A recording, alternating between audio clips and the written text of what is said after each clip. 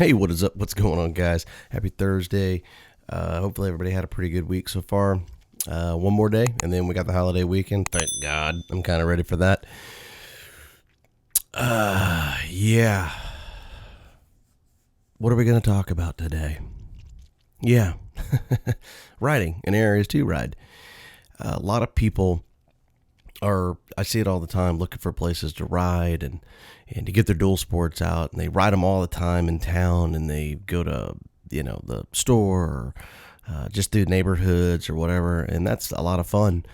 But a lot of people are looking for places to go and try to get their bikes off road. And I got a couple of little things for you to think about, and you may already know of some of these places to go to, but they're just sometimes it's so simple that you forget about it.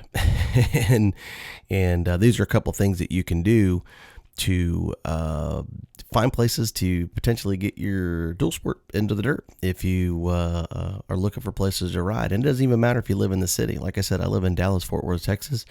It's one of the largest cities in the entire United States.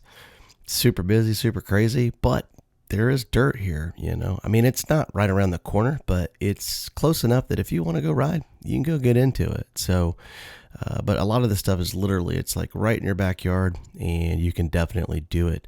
I'd like to give it up to KTM North Texas for all their support and all their help. If you guys need anything KTM related, and it doesn't even have to be KTM related, but they have tons of gear, tires, boots, gloves. Their service department is second to nobody, and they'll take care of you. On screen, you'll see the pop-up, and if you need anything, give those guys a call or email Bert direct, and he will take care of you. Make sure you tell him 690 ADV sent you, and that way you guys get a discount.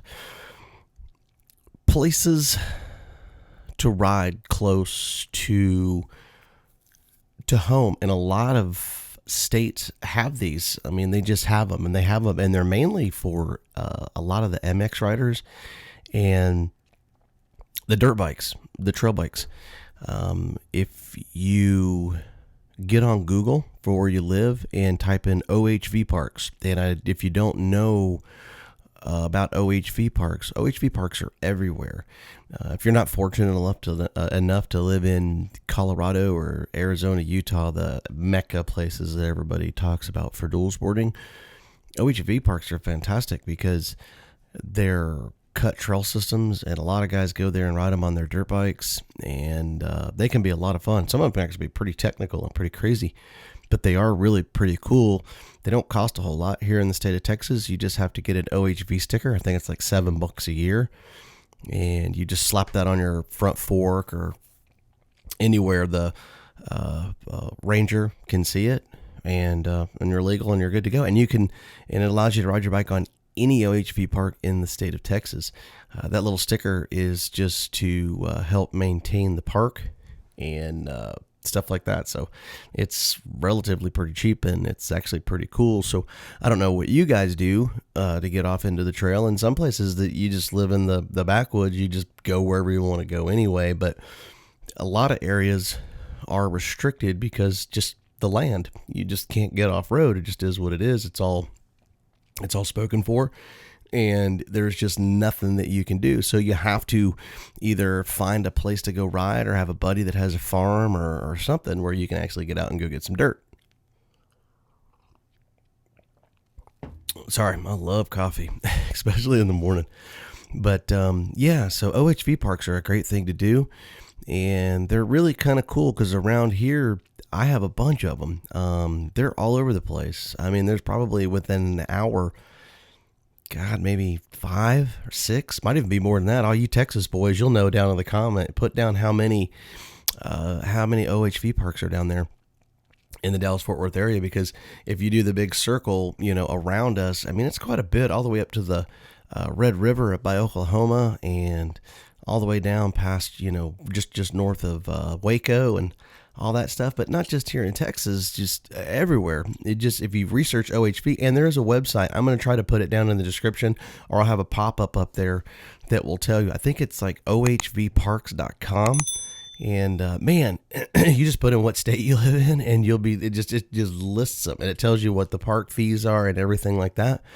It's pretty cheap, and it's really kind of cool because you can, if you got a dual sport, you can usually ride your bike there. A lot of times at the gate, you can buy the OHV stickers. You can put them on, and you can go ride around for the day. And if it's close enough to home, man, you can just go there anytime you want. Just go zip off and ride and do all the things that you want to do. And it's really, really cool because that way you can get out into the dirt. And they usually have a cross between most everything. I mean, between dirt and sand and mud sometimes if it's been raining. Ours here, most of them shut down if it gets really, really wet, just because the dirt bikes have the big chunky knobbies and they will just chew up the trails and they'll chew them up. So they'll shut them down till it dries up just a little bit so that they don't completely destroy the trail system. But other than that, I mean, they're really pretty darn cool if you haven't really kind of thought of that, of where to go and you just want to go get out and go ride and get your dual sport into some dirt. It's really kind of cool. The other thing is if you got a dealership or places to go to buy motorcycle gear, a lot of times you can talk to the guys that are in there and they'll tell you of some cool places to go to as well. And they'll get you on the track to where you can go find some dirt and all that good stuff. The other thing is half of the fun is the adventure of just planning it out and taking a ride and getting into some dirt and finding one of those OHV parks and just riding on up. Because the cool thing is that's what dual sporting is all about. You get to do what you want to do because the bike's straight legal. You just pack it up, roll out for 45 minutes, get up there, go bust out some dirt for an hour or two, and pack you a little snack on the back of your, you take your backpack, or if you got a tail box or something like that, have yourself a little lunch, or if it's on one of those really cool little, like if it's a nice road or run up to it, just stop, get yourself a little breakfast, man, get you a little coffee or something. But these are just some things just to think about with your dual sport. Because a lot of people are like, oh, I live here and there's no dirt, I can't go get off road. But if I ever run across some, but the cool thing is you might be shocked if you just dig in just a little bit. You might be shocked on how close some fun dirt is, and you can go and do that, and you don't have to take a 900-mile jaunt to Colorado or Tennessee, or if the mountains are your thing. Sometimes mountains are not your thing. Some guys like canyons and desert and stuff like that. So, but whatever your fix is, maybe you can find that a little closer to home, and it will suffice you until you can get out and go do an adventure ride or do whatever you want to do. Like I said, dual sporting and adventure riding are two different things. So as long as you know what the difference is, dual sporting is the ability to do both, which everybody hopefully knows that. And adventure riding is traveling on your motorcycle and doing, all those things. And you get people, it goes both ways. If you trailer your bike, you don't adventure ride. That's not true. You get a lot of guys like, what'd you buy the bike for? I bought it to adventure ride. But we've got into some podcasts and talked about, I don't like chewing up my tires. Texas is a big state, so. But this is not about that. But like I said, I don't want to burn down that road, but if you're looking for dirt and stuff like that, and you're in between an adventure ride or, just your daily dual sporting, these are just some things to think about, and they will help you out to get you into some dirt. And you can also hit me up at 690adv@gmail.com. If you live in Texas, man, I'll point you in the best direction I can to go find some really cool places to go ride. And, but yeah, East Texas, West Texas, South Texas, North Texas, I mean, all of it. There's tons of riding, even though everything's all blocked up with fences and stuff. You just got to know how to find it. And other things is you can meet really cool riders on Facebook and stuff. I've done it too.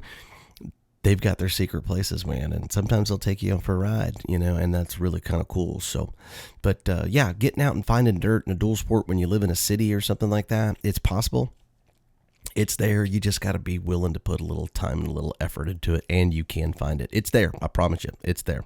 So anyway, again, thank you so much for stopping in on your Thursday. Have a great day. Tomorrow, Rant and Ride, 9 p.m. Like always, we never miss. And Sunday, we will have our audio podcast. But I appreciate everybody for being a supporter and being part of the channel. If you haven't subscribed, make sure you guys hit the subscribe button. Be part of our channel. Help us out. It really does. And we will see you tomorrow, Friday. You guys have a great holiday weekend. And 690 out.